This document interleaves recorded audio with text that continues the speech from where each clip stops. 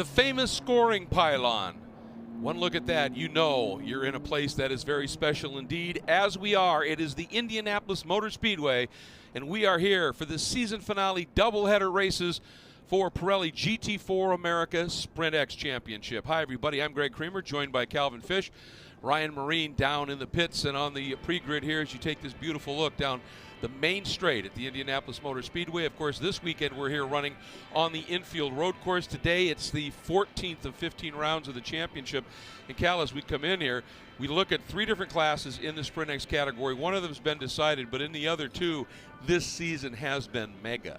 It has been unbelievable. We come down to the final weekend, and the championship is on the line for both the Silver and the Pro-Am drivers. In the Silver division, we've got Colin Mullen, Jared Andretti running for Andretti Autosport aboard that McLaren. They have a slender 2-point lead over Nick Whitmer, Harry Gottsacker running for ST Racing. And in the Pro-Am division, well, it's only 3 points over there with Jason Hart, Matt Travis leading Michael Dinan, Robbie Foley by 3 points in the Aston Martin. So all to play for. And all 4 of those cars are qualified up in the top 5 on this grid. And the spoiler could be Whitmer's teammate. John Miller's right in the middle of that pack. Can he be the ultimate wingman here this weekend? Yeah, we're going to see some teamwork come into play for sure. And we're going to see a great race unfold on what is a challenging road course here. Well, the road course here is not quite as long as the speedway. It's just under 2.5 miles. It has 14 turns. It all starts with a big rush across the outer brakes and the long run down into turn 1. Very technical through that first sector, the green sector you can see there. Then it opens up once again down Hulman Boulevard to run down into turn 7. Very tight left-hander, and that really is very technical once again. Then it opens up a little bit for sector 3 with some high-speed swooping corners. And the real key corners, too, from the end. Turn 13, you really need to set that one up, compromise the exit a litwn bit to get that run down the front straightaway again. As we take a look at this field, and there is a look at the Andretti Autosports entry, Jared Andretti himself getting ready to go, and it's got to be a special moment for him anytime he puts the balaclava and the helmet on here at the Indianapolis Motor Speedway. He ran earlier today in the Sprint Championship, and lots of shots from the pit lane. Mario was there, Michael was there. It was they're all in when it comes to watching an Andretti run at the Speedway. But I think one of the guys we have to make a note of is Matt Travis. This is his second pole of the day. Yeah, and they've entered a car in the Sprint division as well, so they won that this morning. And they really did it for 2 reasons. I mean, to give Matt a little bit more seat time here at this track, which no one has a lot of experience at, but also to work on their setup, see what the car felt like on the longer run, see how the car races. Where are the problem areas on this racetrack? Because you can't afford to fumble here today. You got to keep your hands on the ball. And with a little bit more on that NOLA Sport Porsche, let's get down to Ryan Marine. Well, it's been a fantastic championship battle for this NOLA Sport team. For the 2nd year in a row, guys, remember back to last year, what a great start to the season they had. Massive win streak to begin the season, but it comes down to the wire in Las Vegas, and they lose out in the last lap of the last race of the season. Certainly that's in the back of their mind because they had a similar start to the season this year. Not quite the same win streak, but they came out, won a bunch of races, got a points lead, but they've been locked in a battle all throughout the course of the season. And again, it comes down to the final race of the championship to settle that score in the Pro-Am category. One thing to keep in mind that's interesting, this NOLA Sport team, they already wrapped up the AM Championship. You talked about that, but unfortunately that AM car is not on the grid here this weekend. Damage sustained at Circuit of the Americas, too much from the budget standpoint, and that was always a shoestring budget throughout the course of the season as we chronicled. So they are not here running, but Sean Gibbons, Zach Anderson, they are here cheering on their team, really cheering on Matt Travis and Jason Hart. They've got a lot riding on this, and what it would be, what an accomplishment if this team was able to lock up 2 Sprint X championships in the single season. It's a definite possibility. It is indeed. It's not going to be easy, but it is definitely possible. Here you can see Charlie Belluardo hustling to get strapped into that car as we're closing in on things. One thing to note, as close as that Flying Lizard Motorsports duo of Dinan and Foley are, only 3 points out of the championship lead. They did that. As we take a walk up the grid, we'll show you the cars and the starting drivers up the grid walk, but they did that missing a race as well. So, I mean, that's one of the reasons it's so close. Yeah, and I think there was really a missed opportunity for the NOLA Sport guys at Circuit of the Americas. You would think think, with Michael Donnan not available, but they came out of there with a 5th and a 6th place finish, which is very unusual for them. Typically, you see them up on the podium and winning races. So they had an off weekend. What it's meant for us is it means the championship is really tight with 2 rounds to go. Yeah, it keeps it exciting. Once again, you see 2 Panos, Esperani GTs in the field. Great to have them back. That car on the left there, that's Joe Dalton. He goes by Matt. And I'll tell you what, he made his grandpa and his family proud. This is his best qualifying effort of the season. 5th in the Pro-Am category for Matt. And his co-driver, Patrick Gallagher, put it on pole for tomorrow's race. Today's Patrick's birthday, so a pretty big day for that Not Lad Racing by RS1 team. Yeah, it's really a big weekend for them. They had some struggles mid-season. They've sorted it out. The car's been fast, and let's remember, on this first race of the weekend, it is the AM of the Pro-Am drivers that start, so there'll be some fireworks at the end when the pros get behind the wheel. Without a doubt, then you know that in the AM category and in the silver category, either driver can start, and that's how that is set up. You notice 2 of these KTM crossbows on the grid. The number 71, remarkably, at the very back of the field. They had some pretty significant mechanical issues in the practice sessions, kept them out of quali. Yeah, had to do a late engine change, so they missed the first round of qualifying. They'll line up tomorrow towards the back as well. Spoke to the team. They said this car is just not suited. So much straightaway here. Basically 3 times the straightaway where they had so much success at Sonoma. So he said, we're going to struggle here this weekend. And for that second car, the 74 entry, a one-off right now, but hopefully cause for discussion in the off-season to see them back for further events in 2021. Absolutely. The drivers in that number 74 car, Vincent Piemonte, he actually ran at Circuit of the Americas on our second visit just a couple weeks ago in touring cars, a sort of toe-in-the-water deal. Had a top 10 in one of the races. He's a stuntman by trade out of Hollywood, and he's been running with a team, Jackson Racing, in the Western Endurance Regional Championship, a racing championship, and some SCCA and NASA club racing. And one of the guys he runs with is Dieter Heinz Chiora, and Chiora has his family has a huge history in motorsports, and so they decided to team up and try and give it a go here, and we'll see how that plays out. Great to have them in the field. But up front, a couple of guys that have just been superb. Matt Travis, we've joked about it, the team calls him the world's fastest accountant. He's the AM component. Alongside is Nick Whitmer, and Harry Gottsat, Nick's teammate, who's one fine talent himself, has said this year, he said Nick has just been a beast, and absolutely remarkable, and I think that bodes for some great racing here. Yeah, and let's think about it. Both Andretti and this team have had one DNF, but that was really that hood that came up at Road America couldn't find his way around the racetrack, and that was a very unusual situation there, but it cost them a big ding in the points. You got to do 70% of these races to get classified and score points, so that didn't happen that day for them. But I'm really curious to see the dynamic between Jared Andretti starting on row 2, 3rd in class, going up against not only the lead ST car that they're battling for the championship, but that 38 car, John Miller. He's also recognized as one of the most aggressive drivers in the field. How racy, how feisty will those 2 drivers get? I think that's going to be just a superb battle to watch here as we take a look at Jared Andretti and that Andretti Autosport Window World McLaren, and has the advantage, one of the few drivers racing here that has run earlier in the day in the GT4 Sprint Championship race, and had a pretty good run there. Nice to see some fans in the stands. It is, Greg. indeed. Yeah, they've done a great job here. There's very specific sections. They've sold, I think, 10,000 tickets, and 5,000 of them are over at the exit of turn 14. The other 5,000 are over at the entrance to turn 1, and you can see how they've got them spaced up there, really trying to do this in a responsible way, and it's great to have some fans back watching some of the racing, particularly here at IMS. Yeah, it's a wonderful slate of races that we have here this weekend. Doubleheader for the Indy cars, obviously the final races for GT4 touring car, and also we've got the 8-hour, the IGTC race here on Sunday, so it's a great finale to our season. Yeah, the big feature race of the weekend is going to be something special on Sunday. 22 cars in that field, so looking really good. You see the Acura NSX, the official safety vehicle of SRO Motorsports America, leading this field around. You see the lights are out, and that's the indication.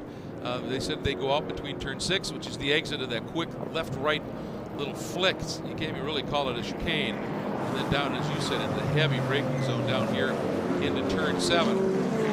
It's a good-looking field, and they have put on a great show. There's the 21 of Dynan and Foley. That's the car that won most recently in the Pro-Am category, the 51 Panos. as well. Roman DeAngelis, a very talented driver. Parker Chase coming back as Preston Calvert couldn't make the run, and they were superb at Circuit of the Americas. They were. They won that opening round and then had that suspension issue on day 2. Otherwise, I think they could have been a factor there, even though they were starting towards the back of the field. And the cool thing is that a lot of these GT4 cars are actually going to be competing in that 8-hour on Sunday. So the season's all wrapped up. Your cars are here. Why not? I think it's a fabulous idea for sure. And by the way, I said that 51 won in Pro-Am. They won in silver. The 50 car is the Pro-Am entry with Ian James, the defending sprint champion, and Matt Keegan, who's one quick AM driver. But safety vehicle is in. It is time to go. 60 minutes of competition, mandatory pit stop, driver change, nothing else. So taking care of tires on this track, we're going to see how that plays out. Watch for the green flag as they are leading him onto the front straight. Matt Travis, Nick Whitmer up front. The green flag flies. We are racing for round 14 at Indianapolis. Look at Andretti, immediately swings that window well McLaren out to the outside. Gets it back, he clears the BMW. Will he go for more down into the brake zone for turn 1? Travis, a nice job from the pole.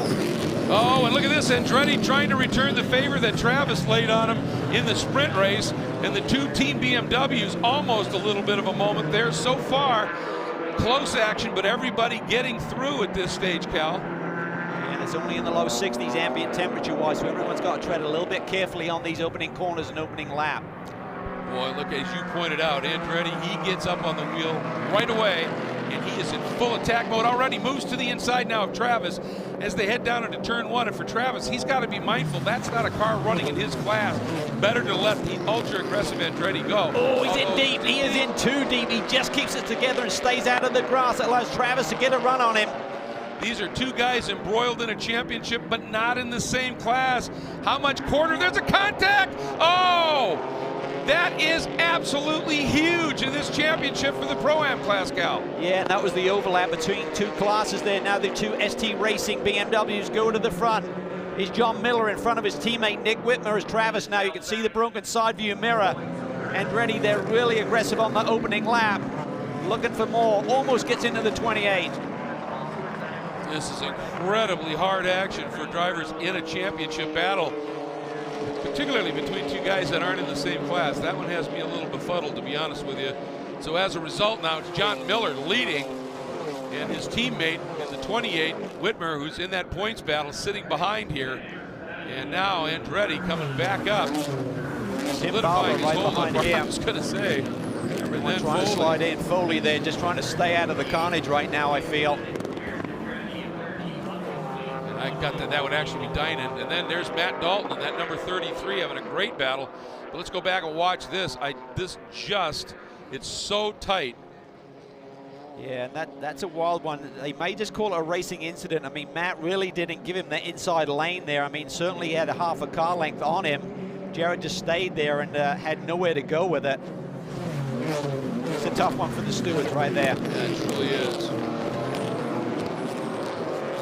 There's a look at the 25 of Barber, the CCR Team TFB BMW. They've had some good runs this year. And that number 25 had a class win, 4 podiums. Ooh, in a moment there, that's James Walker in the Redline Old Bimmerworld BMW and qualified 6th in the Pro-Am class, Cal. Yeah, he had a lap deleted actually during the qualifying session for exceeding track limits, which is a little bit of a factor here this weekend. Oh, big damage there. So number 26. Yeah.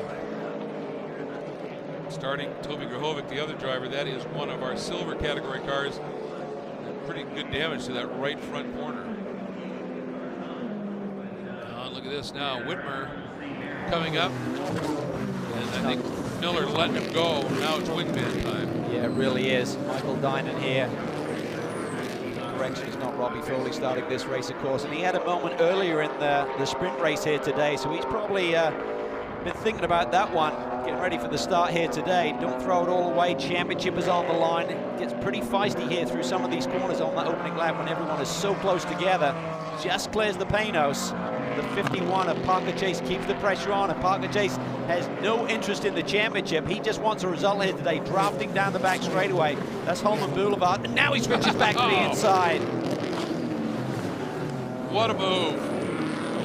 What a move, and made it work on the dirty side of the track. That was superb.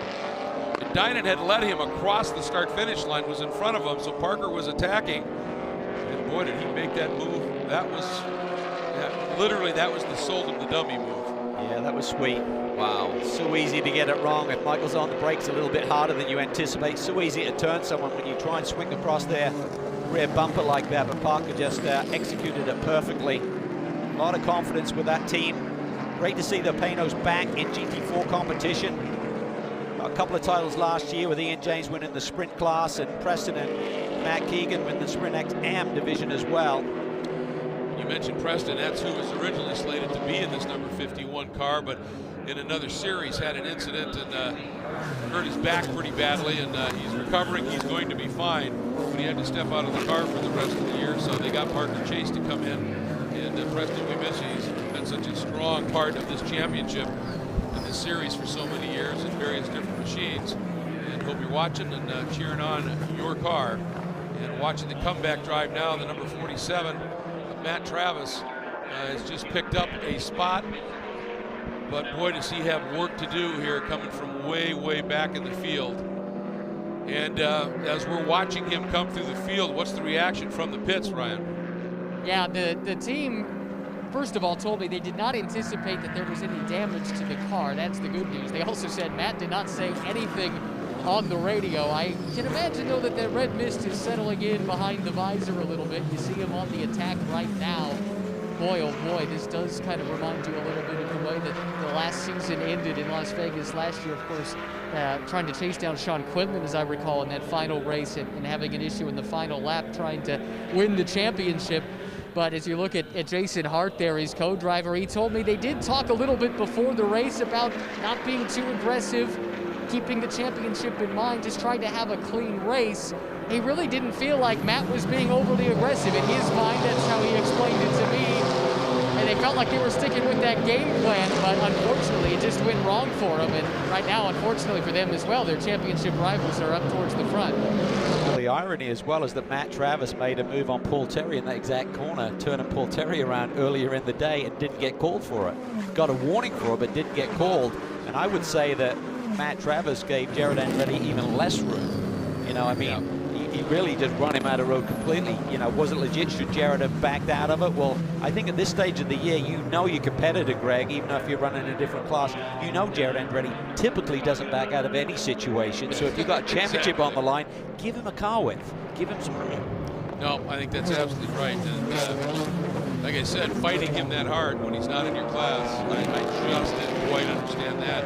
I understand wanting that buffer back to anybody that might be pursuing you, but when, yeah, as you said, when you know it's Jared Andretti and his aggressive style of racing, you make the adjustment. Now, Travis now has moved up, gone around Todd Clark, so is continuing to work his way through the field, coming up in the back of the Vogel and Elghanian battle. He made it almost a full season without saying Elghanian. And you're doing good. Give you a 9 out of 10. And I apologize to Mike.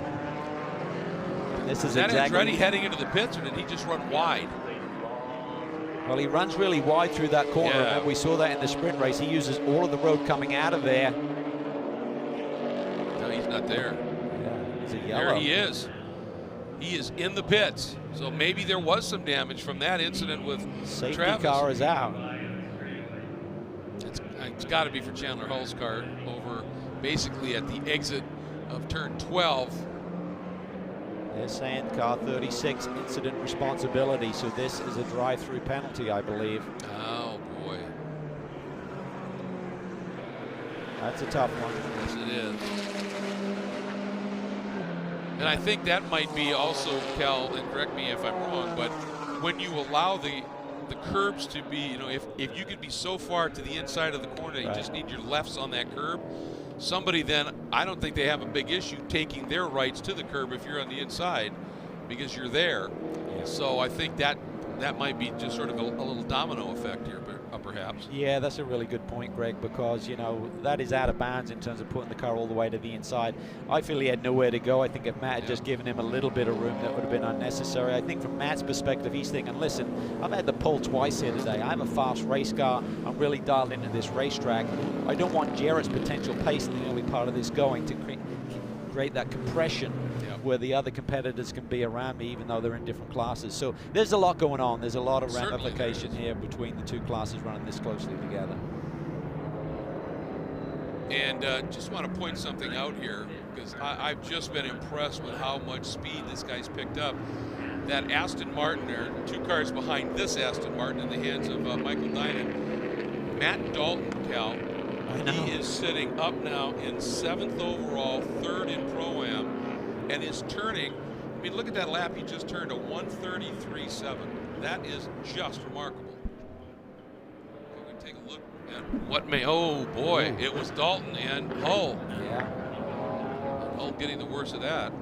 Yeah, it gets a little bit sketchy when you're on the outside. You need to go somewhere with it, and it just seemed like Dalton didn't really give him a ton of room, that first look at it anyway.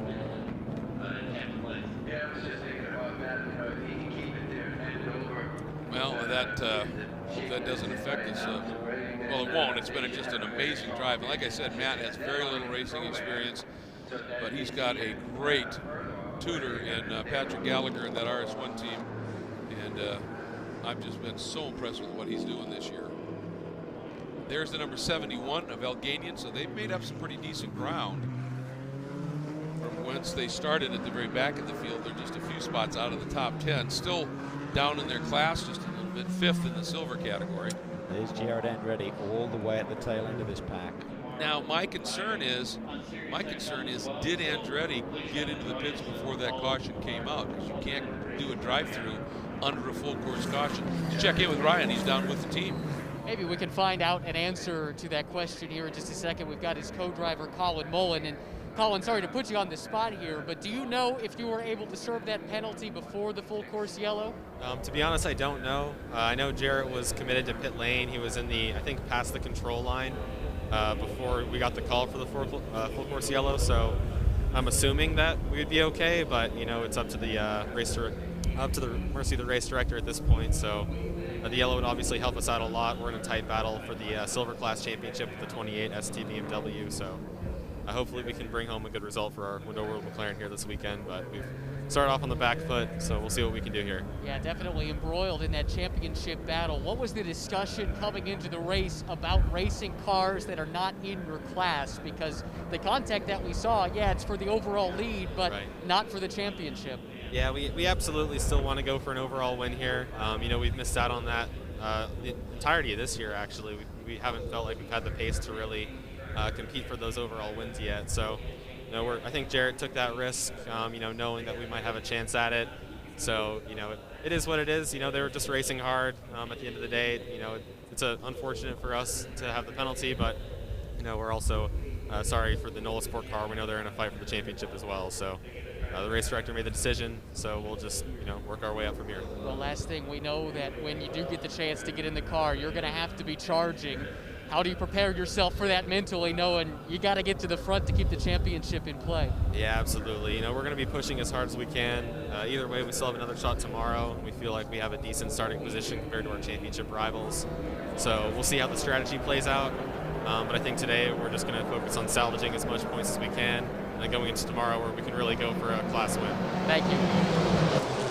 And we are back to green, and assuming that Andretti did get into the pits and was past that control line, getting this done under caution where he then comes back out, catches right at the back of the field, that would then be huge. It really is. You just don't lose as much time, obviously, with everyone rolling around at caution speed of 80 kilometers an hour versus full racing speed. So caught a little bit of a break there. Dalton on and off there on the exit of turn 2. Gets passed by the 50 Panos. That's Brian Putt in that white Aries B Sport Aston Martin that snuck through as well. Keegan on board the 50 right now. Be sharing that car with Ian James. Here comes Tim Barber. BMW versus BMW. They run 1, 2, 3 right now. You think that John Miller's just going to be the ultimate wingman here today for his teammate Nick Whitmer as the 51 car Chase gets a run down the inside and almost makes it stick. But he quickly backed out of it because the last thing he wanted to do was get into a penalty scenario where he might tip that BMW into a spin, so he jumped on the binders. But right now, that Panos looks like it is working very well. Well, it's a great group of people there, engineering-wise, and certainly the crew that they have working for the Panos racing team. And it was sad to see them kind of put the covers over the cars to start this year. So it was so great to see them back, and you can tell all of the hard work that they've done over the last couple of years. It has shown itself once again here today in Indy. Boy, it is that. But when Miller went into turn 7 so shallow to keep Barber behind, Parker tried to swing around. But the interesting thing to me was that slowed everybody down behind him, and it gave Whitmer a little bit of an opportunity. But we are under caution once again, and we have not seen what may be the reason for that.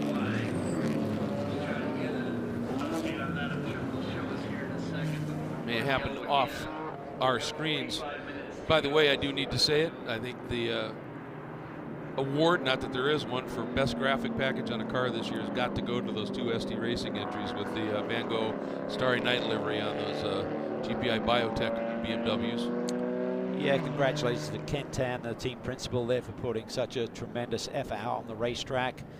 And we just got clarification from the steward's room that Jared Andretti did indeed get into pit lane before the full caution yellow came out. There's the reason for the current caution, with some debris there from the crossbow. Is that yeah, that is one of the crossbows. Question is which one? Maybe they'll lose a bit of downforce, which by all accounts, talking to the team, they're struggling with straightaway speed here. They've really tried to work on that crossbow to make it more effective on the straightaway. Takeaway handles are much narrower. Pirelli P0 now doesn't have the same downforce. You'll notice got no real rear wing per se on the tail end of that car like some of the other GT4 machines. Got that little flip up, but no real rear wing like the previous gen car had. So, but then when you get to racetrack, if it's got no straightaway speed, then that's going to be a problem in terms of your lap time. And now with that bodywork missing, that's going to be a bit of a brick down these long straights. It's going to have air packing in where it shouldn't be. So we'll have to see how that works out. But and yeah, they've tried to, on the other side of the coin, they've given it more power. They've opened up the restrictors. It's just a little 2-liter Audi turbo engine in the back of that thing, so they've opened up the restrictors, given a lot of power, but then that stressed the engine quite a bit. So it's been an interesting learning curve for that team as the Acura NSX back in, just that quick lap of caution to remove that debris, and now Nick Whitmer leads him away again, and Miller finds himself down in that protective mode. And look at this big defensive move here by Dynan, almost to the wall. Yeah, he's got to be careful. It's really dirty down there on the inside. So you got Belluardo swinging out wide in the Porsche. He's going to have better grip there. Dynan's kind of in a tricky position. He's got that championship at the forefront of his mind right now, thinking about keeping it clean, turning the car over to Robbie Foley to try and grab some big points here, but he can't afford to get buried in this pack much further. Right, now he is leading in the Pro-Am category, or was until Belluardo snuck through and took that spot away. And Charlie Belluardo is on form here this weekend. We've seen him put in some great drives. Again, a driver nowhere near the experience of some of the other people out there, but he is really, really stout. And again, Miller cleanly defending on the attack from Barber, stacks everybody up a little bit, and that's just going to help Whitmer. So Brian Putt making a big move down to the inside into the brake zone. Had a tremendous season, had some issues at the last rounds, but went on a tear. 5 podiums in a row, 6 for the season. The B-Sport Racing Aston Martin. And that is a brand new team to this year, put together by Brian Putt, Kenton Cook, and Kenton's wife, essentially.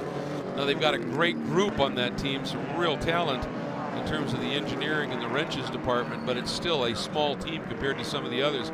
But boy, does it execute. We see this little battle. I'm sure there is a lot of radio chatter going on that Flying Lizard Motorsports Group this weekend in terms of talking Michael Dynan through this scenario. He's lost the lead, but as you said, Greg, Travis is in trouble. He's buried in the pack, so he's okay. I mean, if he runs in the top 3 and turns it over to Robbie, you know he'll do his stuff. So he's in a good spot. But there we see the Nola Sport entry. back on the rebound here. There's Matt Travis trying to get the inside of Sean Quinlan, who's been really quick here this weekend. Well, that caution was absolutely huge, obviously, for Travis in this Vest Energy NOLA Sport car, but on his charge back up through the field to get back into competition, he's got to be really careful not to take too much out of these tires. Yeah, because there's a mandatory pit stop that happens between the 25 and 35 minute mark of this race. In about 6 more minutes, we can see cars heading down pit lane, but there's no tire change, so he's got to turn a car over to Jason Hart to try and have something to fight with. As again, he's looking down on the inside. Sean doesn't want to give it to him. And this is the team that they lost the championship. Ryan Marine talked about how they lost the championship right at the wire last year. It was to this team that he's looking at right now, Cameron Racing, with that BMW. You know, that flash of the lights may have been, look, you guys got it last year, you're not in contention this year, let me through, bro. And that's not really how they work, but Travis, he is a man on a move. Careful. Oh, and look at this. Parker all over the back of Barber here, so close in this battle. Barber immediately goes on the defense. You're allowed to do that. You just got to be proactive with picking that lane, picking the line. Don't react to the driver behind you, otherwise the stewards will be having a quick chat with you. Well, this group of 4 up front has made a little bit of an escape now, haven't they? There's a margin of about 4.5 seconds from Chase in 4th to Belluardo in the RS1 Porsche, running 5th, leading in the Pro-Am category. And again, Parker looks down the inside of Barber.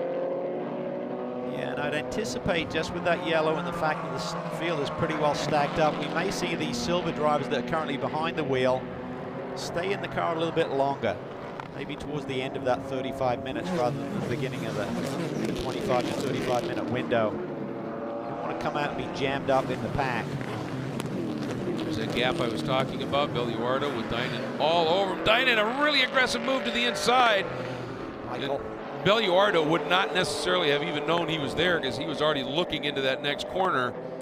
This infield here really creates some opportunity, but it comes with risk. Huge risk. And Dynan, of course, in the sprint race earlier today, don't want to give anything away, but had a bit of a moment, so I'm sure he's a little mindful of that. And then Brian Putt just lurking behind him here. Yeah, I think Robbie Foley or the team just really need to be on the horn. Jim Bell talking to him. Look how close that is. This is a championship on the line, and he's gone side by side here through one of the faster corners on this speedway. Turn 14. There's a lot of load in this car. It's just not easy winding it up through the gears there. You got to hang on to it a little bit. And boy, Brian Putt's going to get a monster tow off of these two here. And who goes deeper? Look at this, Belluardo not going quietly. And Dynan's going to try and stay on his right flank. He does. Belluardo says, well, that's risky. You decide what you want to do, and runs out a little bit. Yeah, the trouble is, you see this, Dynan's getting stymied, and I'll tell you what, his anxiety level's going to raise when he looks in the rearview mirror and sees that bright yellow and white NOLA Sport entry having made a big charge back up through the field. Yeah, Travis has gone through a couple of cars already, and is now all over the back of Brian Putt. There's Samantha Tan, speaking of ST Racing. She'll be hopping into that number 38 BMW that's running 2nd right now, that car, when the driver change comes. But yeah, that Travis, I think he got around Keegan already and is now starting to put pressure on Putt. You have to wonder how many, I mean, every racer's out there for their own deal here today, but all of the guys in this race know what the championship scenarios are, and certainly there may be some favors given or a little bit more of an inch given in some of the corners. When you see Travis coming through, they know how hard he's fought for this championship, he and Jason Hart this year, so when he's coming through, there may be a little bit more, you know, a friendly atmosphere than fighting it tooth and nail. And look behind him here, look where Travis is. He went behind Belluardo, then he shifted to Dynan. He's there. Michael's got to take it more down the middle of the road. You can't just run down the inside like that. Yep. On the dirty part of the racetrack, stay down the middle, so it makes it harder for Charlie to turn into turn 1. You're just giving him way too much real estate room there at turn in for turn 1. He's going to take advantage of it. Well, and Travis almost took advantage and tried to go around the outside of Dynan as well. So the championship battle that looked for a little bit like for the 47 may have been out of reach at least today. It's back on. It's about as good as it gets in terms of battling for a championship. So who else has made a big move? Andretti is now up to 5th in class, middle of the pack. So he's been cutting some moves. There you see him. What a drive he's put together. Yeah, he is flying right now.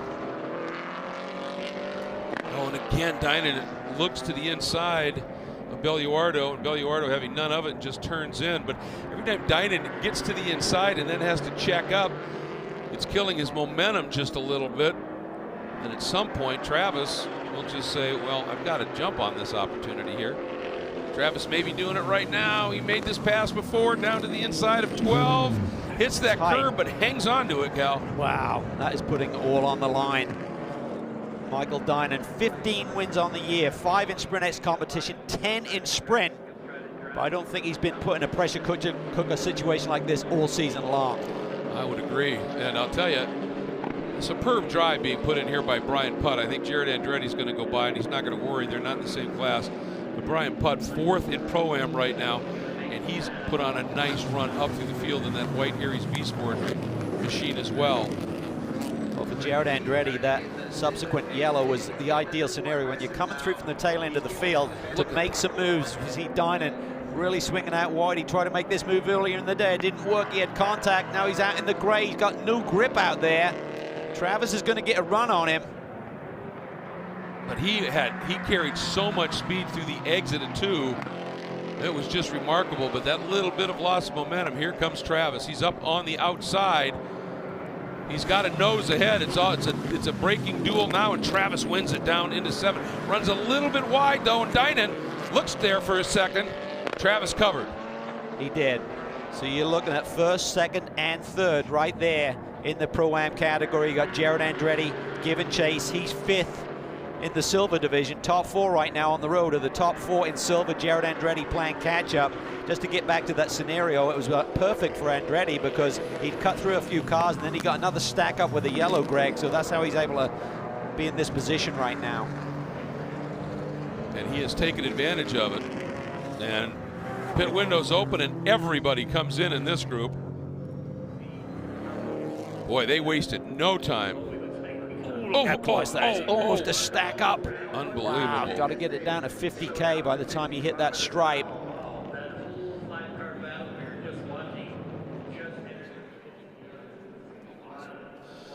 And so here comes Travis on the mark. 96 seconds is the minimum stop time from pit in to pit out, including this driver change. There may be some tire pressure changes going on, but no new tires unless you have one damaged. What a drive by Travis to recover. And no fueling. Yeah, this is just strictly driver. Yeah, that was a superb comeback drive through the field. And that 96, that is massive. I'm sure it's a relief, Michael Dynan, to have escaped any carnage out there. That was a dicey first stint for him today. Dynan steps out. Robbie Foley, who has just been absolutely superb in the last couple of years. The Belluardo to Halen stop. Yeah, Travis high-fiving with the crew there. That was awesome. And you can see Jason Hart had a lot of faith in him.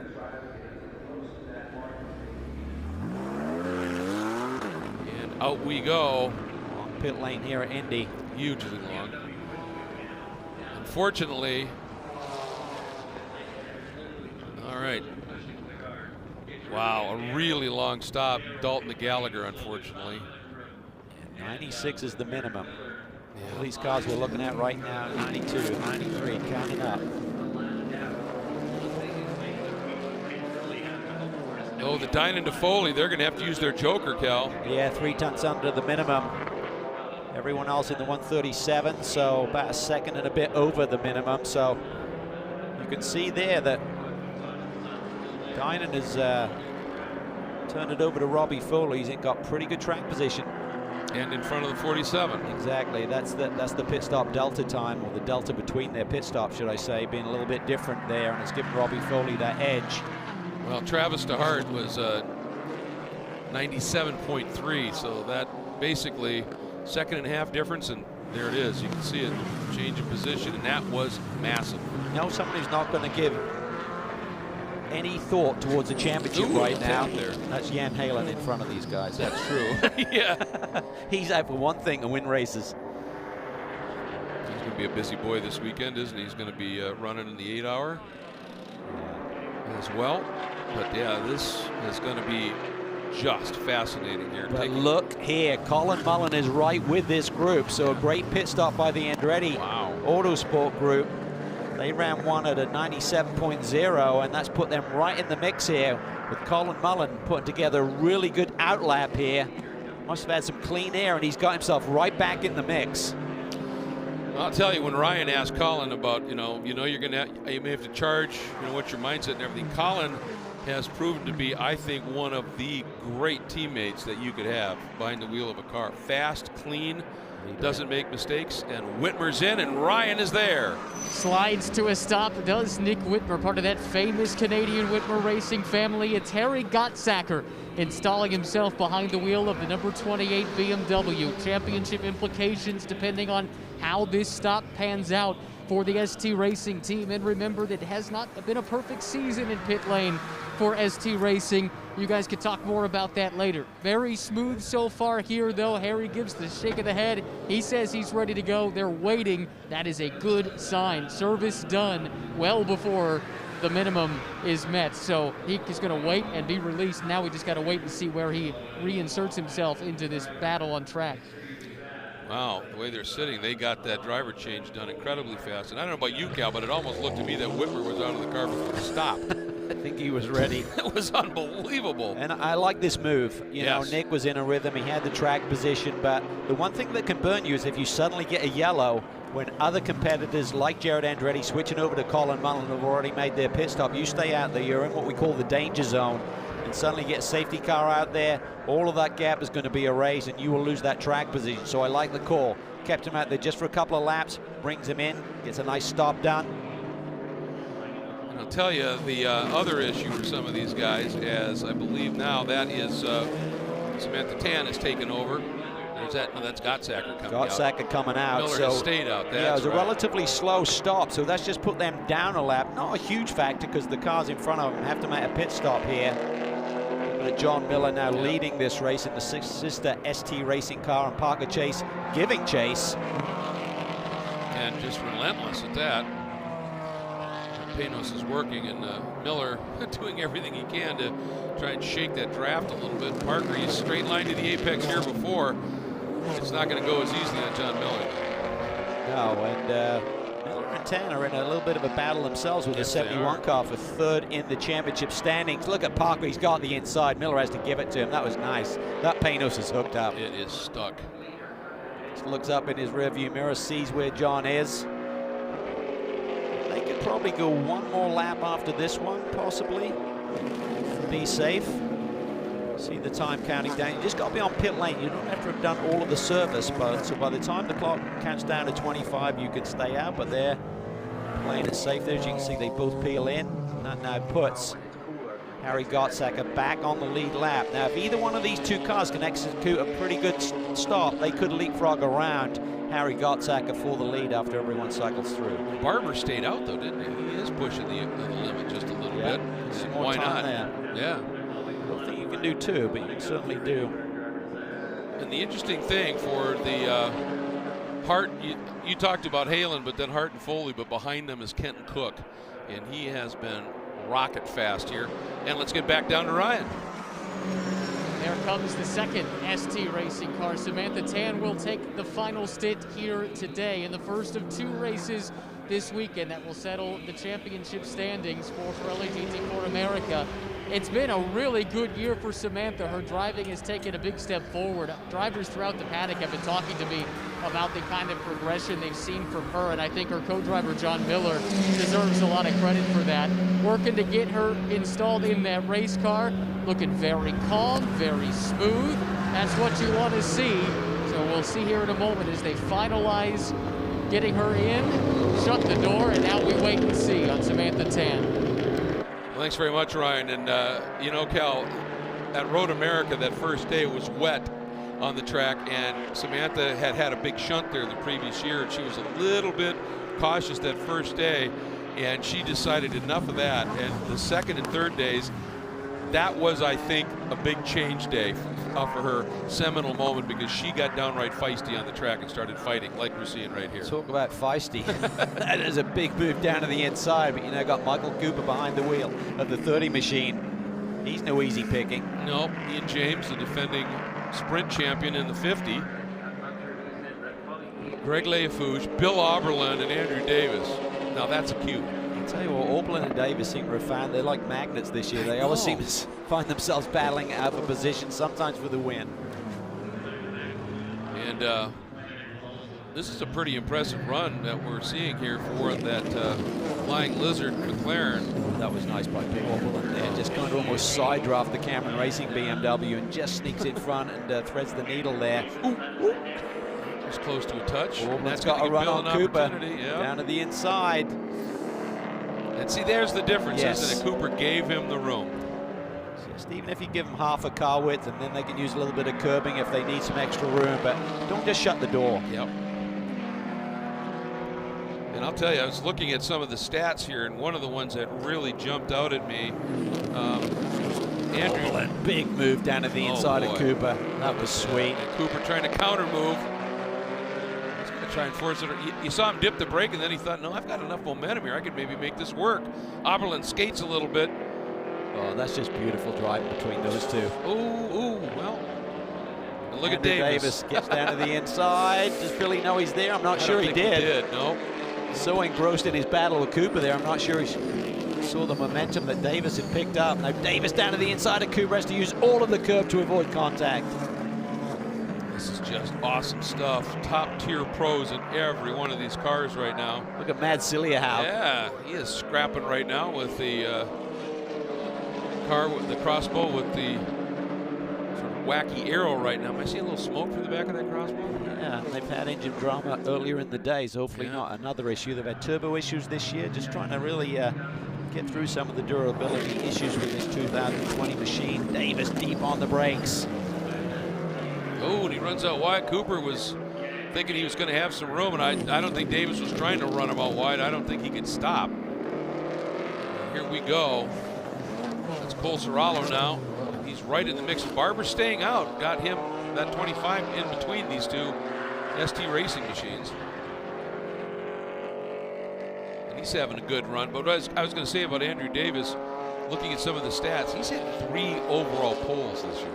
Overall, he is so fast. He is so good. I mean, he's just rock solid. And they're going to have a fun entry here on Sunday in the 8-hour because these guys all mate Rob Riddell joining he and Jason. So that should be a good show for the GT4 honors. Oh, that should be an absolute blast. I think that's going to be a fun run. See these cars that normally go for an hour go for 8. And having some fun. There's Harry Gallagher. Or Harry Gottsacker, excuse me. Don't know where that came from. But sitting right now, second overall behind DeAngelis, and there he is. I mean, look at the margin he's got. So many drivers in this field this weekend, Greg. I know. Entry list gets bigger and bigger. Yeah. Gallagher, Pat Gottsacker. And there's Halen now, as you said. And Samantha's in a silver category car. Halen's in a Pro-Am, but as you said, he's out for. He wants an overall, I think. He's flowing some speed. Through all of this, the driver exchange between Parker Chase and Roman DeAngelis was a good one, and they have kept the lead 5.5 seconds down the road according to timing and scoring. So that is just great execution by the Panos Racing Group. Got Ian James now behind the wheel of the 50 car, sitting 5th in the Pro-Am division right now. So see what sort of moves he can make here with quite a bit of time to work with. And after that really abysmal driver exchange and pit stop for that Not Lad Racing by RS1 that ran some like 20 seconds long, Patrick Gallagher now right at the back of the field, just set fast lap of the race, Cal, at 1:31.1. I'm sure that team's going to be much frustrated right now. Jason trying to make a move. Did he have to compromise his speed onto the front straightaway? Does Foley get a run on him? He looks to the inside, and that is a battle for the championship lead we're looking at there. They're trying to get around Samantha Tan safely. Hart down in the middle of the road. He should have the outbraking done. Does Foley elect to go with him on this corner? He does. Just scrambles his way through there. So it's our championship leader, Jason Hart, just in front of the closest pursuer in the points, Robbie Foley. Game on. Couldn't have asked for a better dynamic to decide this championship. And again, there's another race tomorrow, so but just to have the championship contenders racing each other this close, this is tremendous stuff. Jason Hart, Robbie Foley. This is big time right there. Robbie Foley has to somehow get around him. How much risk will he take? Robbie recognized as one of the best young up-and-coming talents in our sport right now. And the other dynamic in terms of the other championship, Gottsacker running second overall, second in class. Colin Mullen, fifth in class. Look at the run that Foley has. He's down to the inside. Hart gives him the squeeze. Robbie hangs on to it, middle of the road. Late braking, should be able to get it done. Got to try and tidy up through here. He's got the move done. Wow, did he clout that curve, but had it under control. And look at this, Halen up front on Serralo. In front of those guys, couldn't quite get it done. Now squares up underneath. He's going to want to clear him because he knows that Robbie Foley is coming, and Foley wants maximum points here today. Right now, they sit 1 point behind in the championship. Came into this race 3 down. He just gained 2 on the 47 car. He'd love to get a further 3 by grabbing the lead here around Jan Halen, who finally makes the move on Serralo. And Halen did what Oberlin did, just did a little side draft right at the end there in Serralo and popped through. Now Foley in that deep blue Lizards Aston Martin.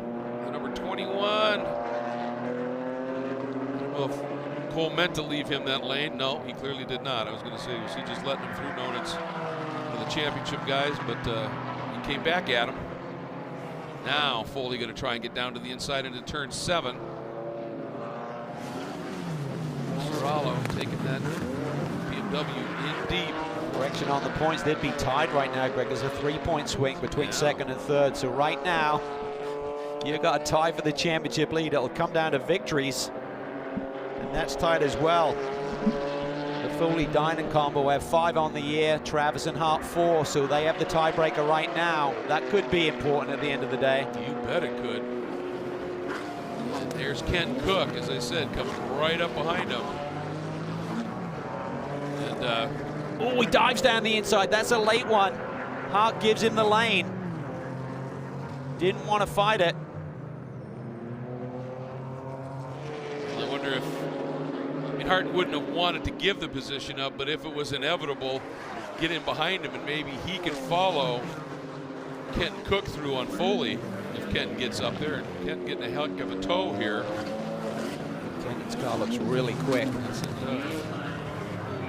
Foley having to just wait on the BMW to turn in. Cook very close to him there at apex.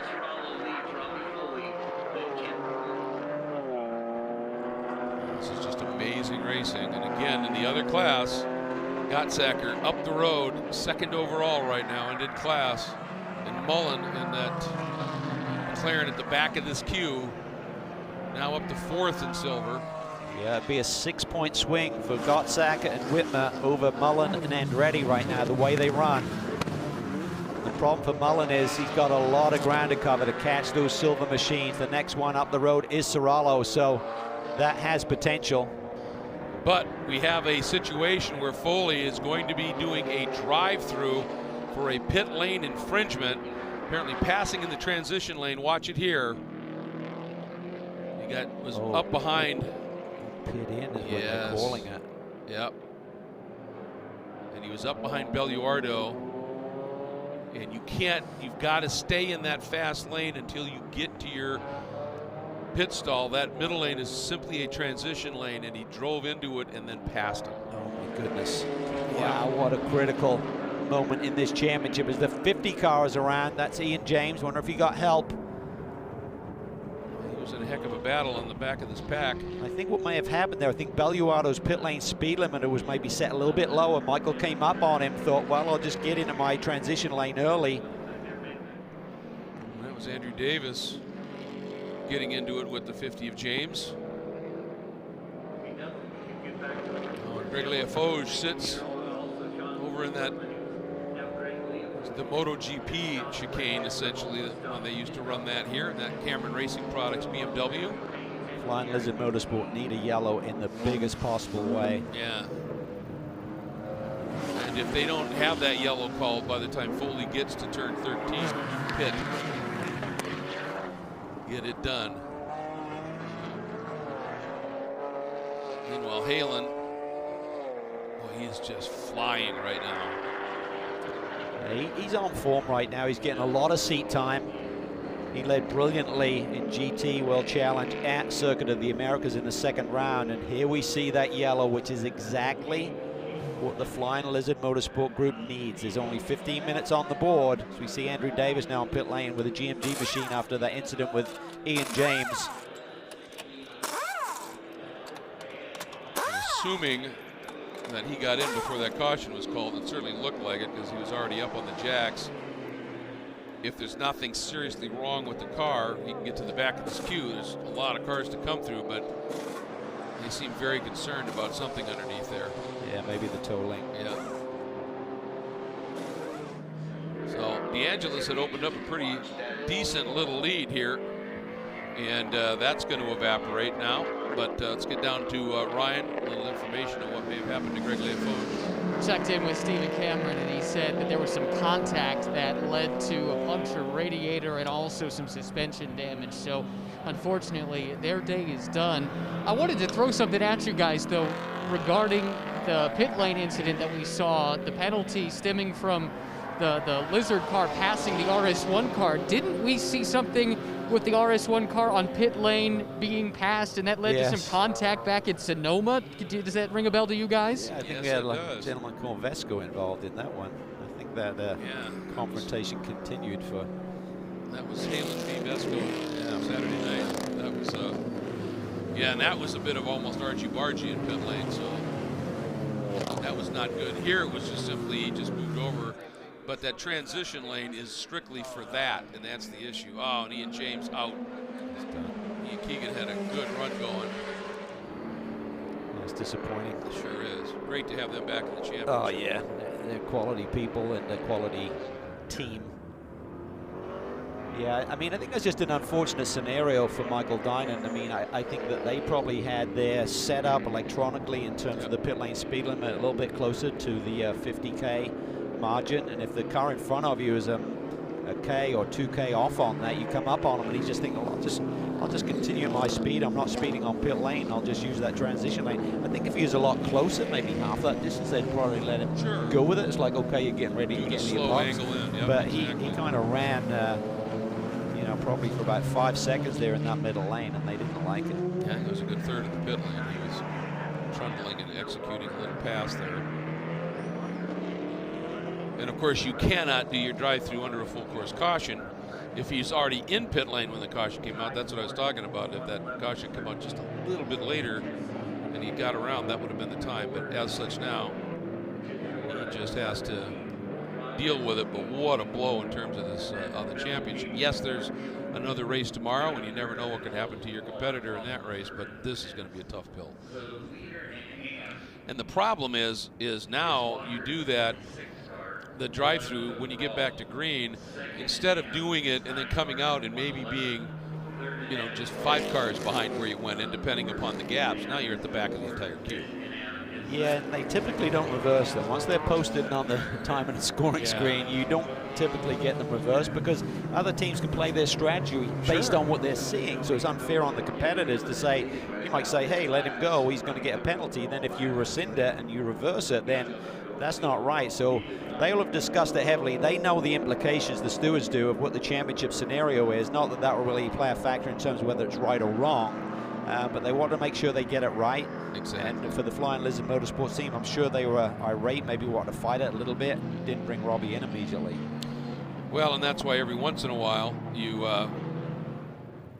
you might be thinking, boy, it takes a long time for those calls to come up. Well, it's because they want to get it right, because they know how crucial it can be. You can't serve them. If you know you're going to get dinged, you can't serve them until it's been posted either. Exactly.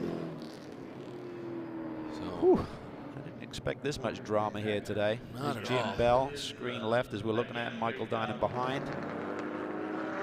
yeah, and you can see the look in Dinan's face. Well, for the year that he could do nothing wrong, Yes. it's not been a great day for Michael Dinan, but as they say, that is racing, and it's a long way to go yet. Long way to go in this race, long way to go in this championship with another round tomorrow, but things have certainly turned upside down for them a little bit. And we saw the number 50 Panos done and out. And I think Ryan is with Matt Keegan. Actually, I was able to catch up with Ian James, who right. stepped out of the car here in pit lane. No problem, Greg. We love having you back in the championship. We love talking to you, but not under these circumstances. Can you take us through the incident on track and ultimately what took you out of the race? Yeah, I think, Andrew Davies tried to outbrake me into turn one. He overshot, and I think, he just he lost his judgment a little bit and then hit me quite hard in the right rear tire going into turn 8, just spun me around, Bent some suspension, which is unfortunate. Good news is the other car's in P1 right now, so. And it looks like we're going back to green. We'll let you get back to it.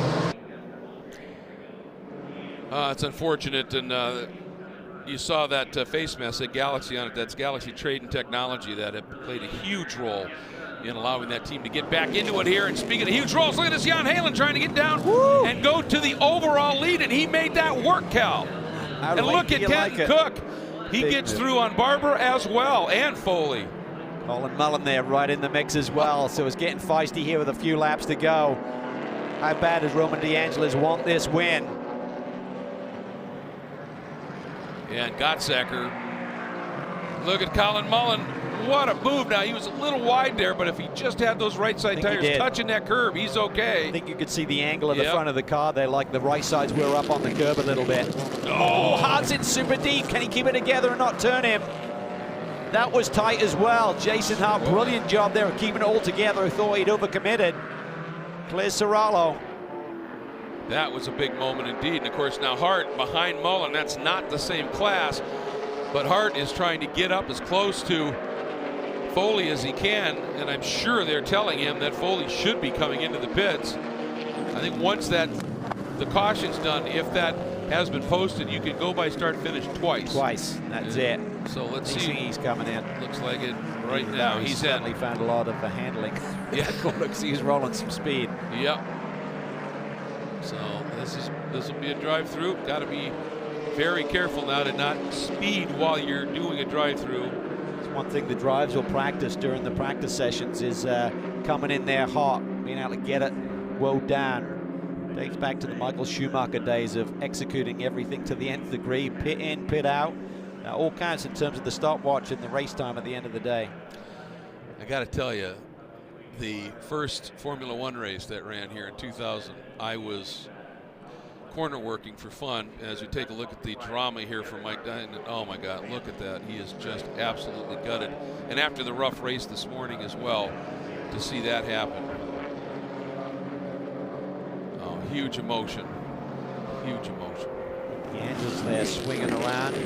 He's still got a little bit of a pickup on his tires, trying to get them cleaned up. I don't think I was trying to distract Halen. He's way too experienced for that sort of stuff. Gottsacker still sits third overall, second in silver. Canadian Roman DeAngelis is someone who Ian James came across at the Rolex 24-hour race last year.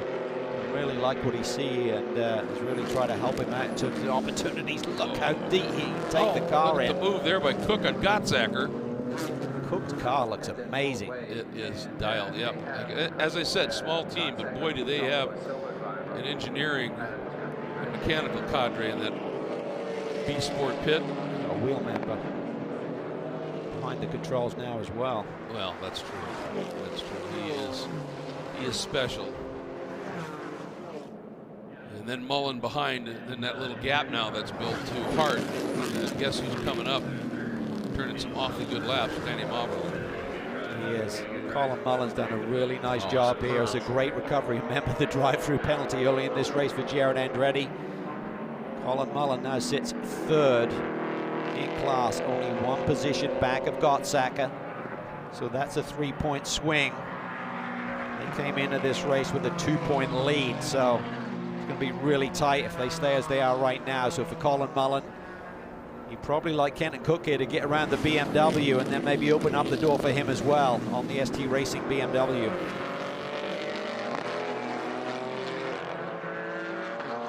Well, this is just some fierce stuff, and of course DeAngelis leads in the silver class, so much to process here when you're in the thick of a championship. How aggressive do you get? Risk versus reward. And all of the time there's other pieces falling into place. You're looking in your rearview mirror and suddenly that Andretti Autosport car that you thought was out of the mix, well, he's right there as well. Here is Oberlin on the back of Hart. Oh, Bill carries a lot of speed, gets to the inside. That was close. Was it VIR where Hart, the third race, spent, I don't know, about the last 15 minutes. He had to fend off Bill for the entirety of that stint, and did, but Bill's just got too much speed right now. Yeah, and right now behind Jason Hart, there's no real Pro-Am competitors even close. Yeah.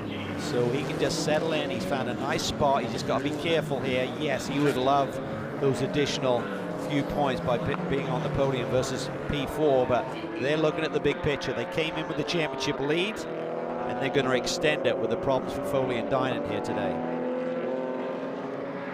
What a roller coaster, Greg, between all of the championship contenders. Just been unbelievable. And I think I just saw Andrew Davis trying to regain the track, so he may have had another off.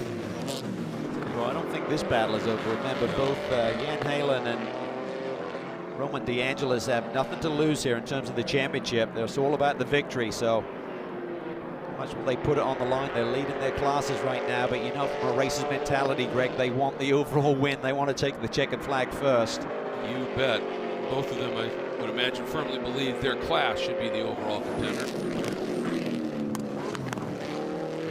As close as that battling is, there's not a huge margin between the first group of, or the duo of Halen and DeAngelis back to this. Gottsacker, who has got Kenton Cook, absolutely hounding him at this stage. He worked the wheel there, coming through 13 and 14. Harry Gottsacker, a little twitch there. As I said, it's not easy. You just wind through the gears there, particularly later in the stint.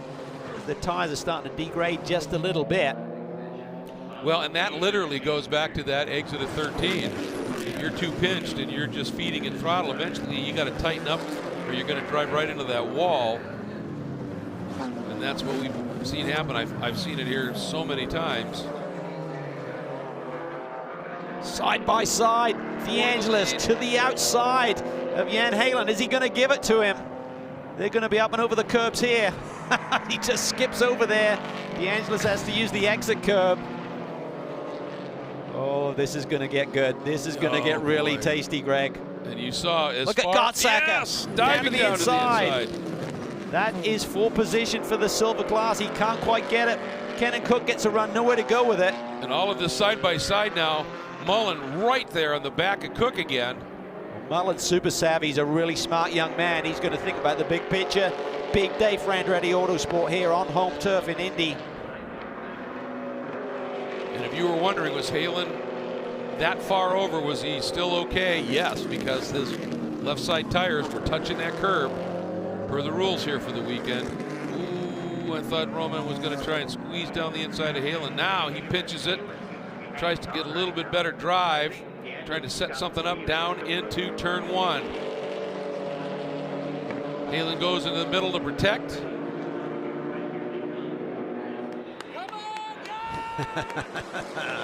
Everyone's loving this one. Oh, this Look how it's compressing the front end of this field. You bet. Top six. Oberlin's going to be there in a moment. You know what Bill likes to do? Win. That's kind of his MO, isn't it? Now, and Bill and James are third in the points. They're 44 points behind the leaders. Oh, and again, DeAngelis goes to the outside here. Yeah, I don't think Jan Halen's going to give him as much room as he did the previous lap. It's like, Ooh, that may have held them up a little bit. Ken Cook now may have a run on Gottsacker as he is opting to go with DeAngelis. Now pops to Gottsacker. Ooh, and actually Gottsacker got a run because DeAngelis, that move may have slowed him. Give him some room. Give him some room, Harry. That was tight. He almost swung for apex and didn't give the Panos anywhere to go. And then Mullen thinking about going around the outside of the white Aston and Kenton Cook, and Oberlin's there. Yeah, for Mullen, he's got to figure this one out. How badly do I want to fight Bill Oberlin for a position that's not going to cost me any points? He'd love to get around that ST Racing machine because every point is pivotal there, but he's got to get around Kenton Cook first, and he's got to worry about Oberlin in his rearview mirror. If everybody keeps going side by side spots of the track, it's going to bring Jason Hart right back into this equation as well. All right, through 14 onto the front flag, straight. I believe. Yeah. There it is, last lap. Oh boy. Like that Porsche's a little bit quicker. Look at Mullen there, big run on Kenton Cook, deep on the brakes. Can he get to his flank and clear him? Gives it up, I think. Yep. That was smart. Yep, smart, exactly. Harry Gartsacker, I think he's put in his performance of the year so far, withstanding this pressure and making the right decisions. Agreed 100%. Yep, he has been really smart in this one. DeAngelis again threatening on Halen, and Halen just flowing speed. This one isn't over yet, Greg. No, I think it's Harry not. Gartsacker's kind of in the catbird seat right now. That may be why Harry wants to be back just a little bit, because if these guys do touch, he doesn't want to drive into it. Look at Oberlin looking down to the inside of Mullen into 7. Side by side, smart move by Colin to open the wheel up. Yeah, good respect there by Bill Oberlin. Yes, he knows. He does. He knows who's in the championship mix. Look at this. Roman DeAngelis, a big run on Jan Halen. Going to be tricky here. If you try and brake further to the right, it makes it really hard to get it slowed down. Ooh, and you can see the wiggle from Halen. Oh, he turned in super late there. Yep. That was aggressive. Probably going to make it stick. All right, DeAngelis really trying to cut the corner, trying to figure out anything he can do. Here we go, last turn, onto the front straight. Halen, DeAngelis. Will it be that way at the finish line? And it is. Halen and Porsche hang on with RS1 to win. DeAngelis and Chase in the Pano second. Gartsacker finishes third, but second in the silver category.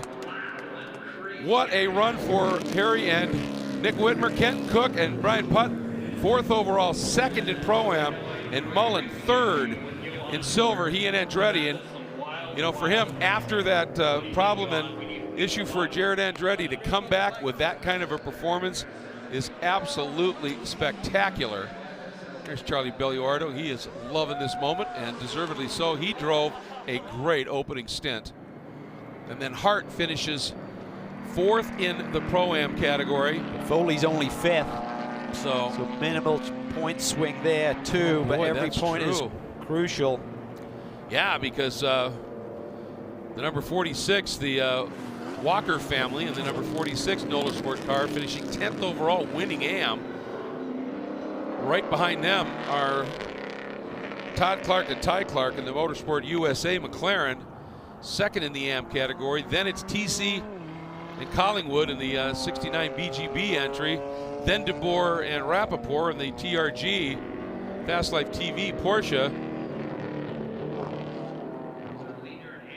And the 74 as well of Dieter Heinz Chiora and Vincent Piamonte. So that's a really good point. I didn't realize that, but yeah, Foley's only 5th. Yeah, that was remarkable. It really is minimal damage there. I mean, but still they're falling further behind. There's a 2-point swing between those two positions, so I think they're going to be about 5 behind, but could have been so much worse. Yeah, Whitmer and Gartsacker, I think, leaped to the front of the silver standings by just a single point over Mullen and Andretti. How tight do you like it?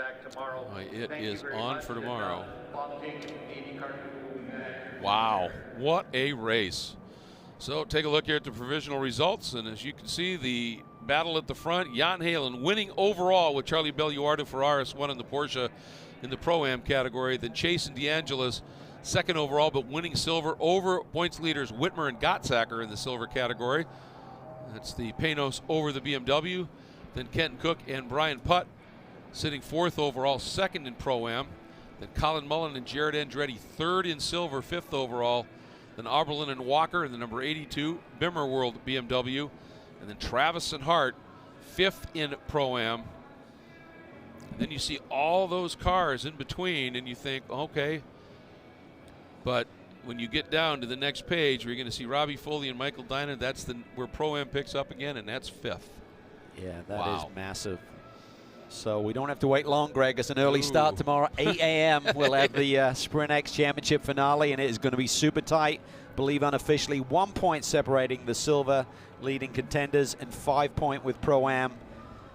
And a lot on the line, and the 47 car coming from a little deeper in the pack tomorrow as well to start this race. You got all of the pros starting. It's going to be a tough road for Jason Hart, but think about all of the drama for the championship leaders. Drive from 4 of the teams we talked about at the start of this race, Greg, 3 of them had to come down pit lane and serve penalties. That's unbelievable. They had all started up in the sharp end, and all 3 of the 4 had penalties. That's unbelievable. Here's a look at the points in that Pro-Am category. And as you said, that swing, 5 points is better than where they were for Jason Hart and Matt Travis. But boy, for Dinan and Foley, they may have escaped something big here. And then Arbel and Walker down just a little bit, Davis and Bell, and the rest of the field at this point. But I think 2 guys who stood out in their drives. One, Brian Putt, and secondly, without a doubt, Charlie Belluardo in that their stints were just superb. Awesome drives, but think about it, 5 point lead. Yeah.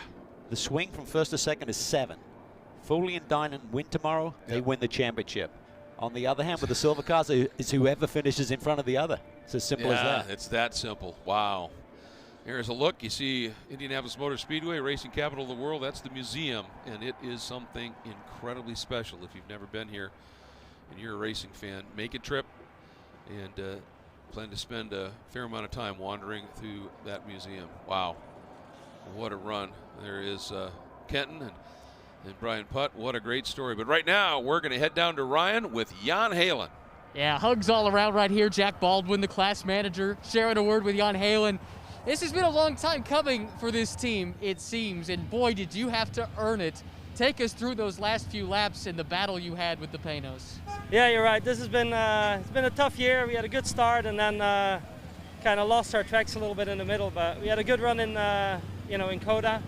And then yesterday, the start was really, the car was really strong. So really happy to be here. That was, a lot of fun.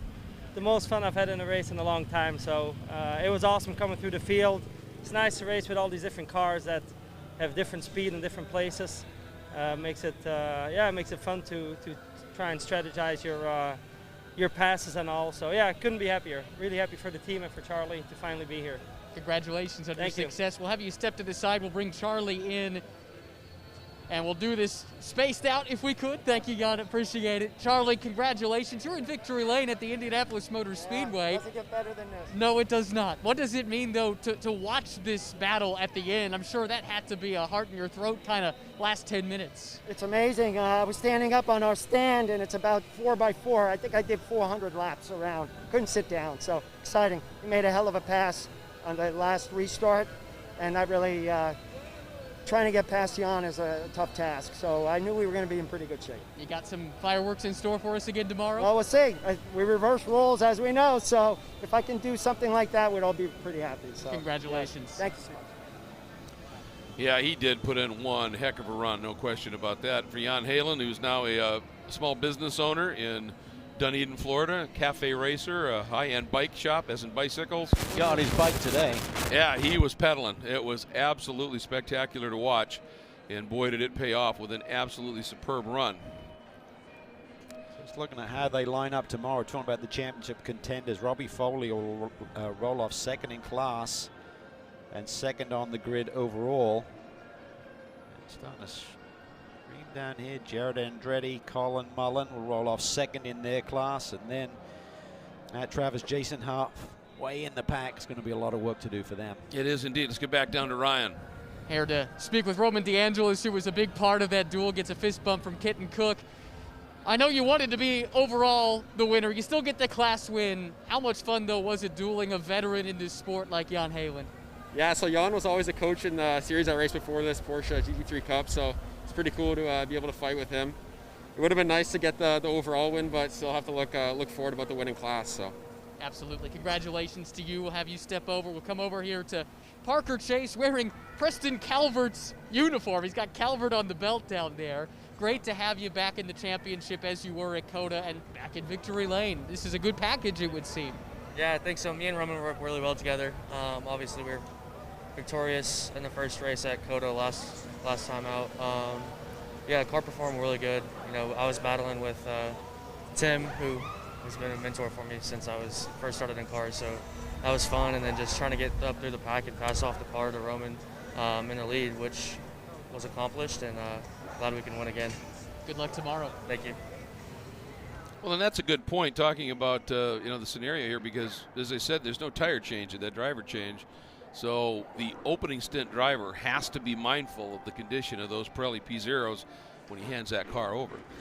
Yeah, and pretty cool that Roman said he was running against the guy who used to run the championships. Like, do as I say, not as I do, right? In terms of being aggressive. But that was good stuff. Some great dynamics out there today. Well, it sure was. And here's that immensely close point scenario. It came in close. It got closer. 1 point. Yeah, and it's winner takes all, basically. You don't have to win the race. You just got to beat that person who's close to you in the championship fight. It is that close. And then Silja and Elganian just back a little bit in the order. John Miller, Samantha Tan, Sorallo and Barber, Hull, Grahovic. Absolutely great run. And let's get back down for one more interview with Ryan. 3 classes. Yeah, that's right. And we got a NOLA Sport car in victory lane in AM. We've seen that before, but a different combination. Father and son, David and Russell Walker. How about that, to end up in victory lane at Indy with your son? That has to be really unique. So excited. This is our first place win. Wow. Here at Indy. And Russell did a phenomenal job bringing the car home. We had a radiator leak. Water was dripping on the front wheels, causing a little push. But he took it and brought it home. It was just incredible drive he put in. Well, all right. We'll see if we can grab Russell, bring him on in. David, we'll have you step to the side. Sounds like a harrowing final stint for you, dealing with the radiator leak. What were those laps like? Yeah, I mean, the temperatures were good. I didn't have to really pop out of the draft. And then the handling, I just assumed it wasn't any problem. So just stuck to my guns and went for it. Congratulations on a victory here at IMS. Thank you. That feels good. I appreciate it, guys. Yeah, it's pretty special. PaveCon, the family company, and the father-son duo getting a win at Indianapolis. That's pretty remarkable. Let's take a look at some highlights here in this 14th round of the championship for Pirelli GT4 Sprint X. And it all started with two of the points contenders in different classes coming together, Cal. Yeah, Jared Andretti, they're getting to the inside of Travis, turned him around. They made the call. They did serve a drive-through penalty. And then John Miller playing the perfect wingman here, giving Nick Whitman the lead. And then this fierce moment here, contact Chandler Hull and Matt Dalton. And Hull, the right front corner broken on the car. That precipitated our first full course caution. Then a huge moment, a drive-through for Robbie Foley. And the problem was he passed a car in the pit lane, apparently. It just came up on that other car with a little bit of speed, went to the transition lane. That is not allowed, but what a move here late in the going on the restart. Jan Halen down to the inside and makes it stick. Third to first by Halen. Stunning run. And then this battle went on for 2 or 3 laps, side by side through that 5-6 chicane. That was just awesome stuff, and right down to the wire here. Roman DeAngelis kept the heat on his Tudor, but wasn't quite enough. And coming on to the front straight, checkers flew. Halen and RS1 with Charlie Belluardo getting the overall win. There's the celebrations.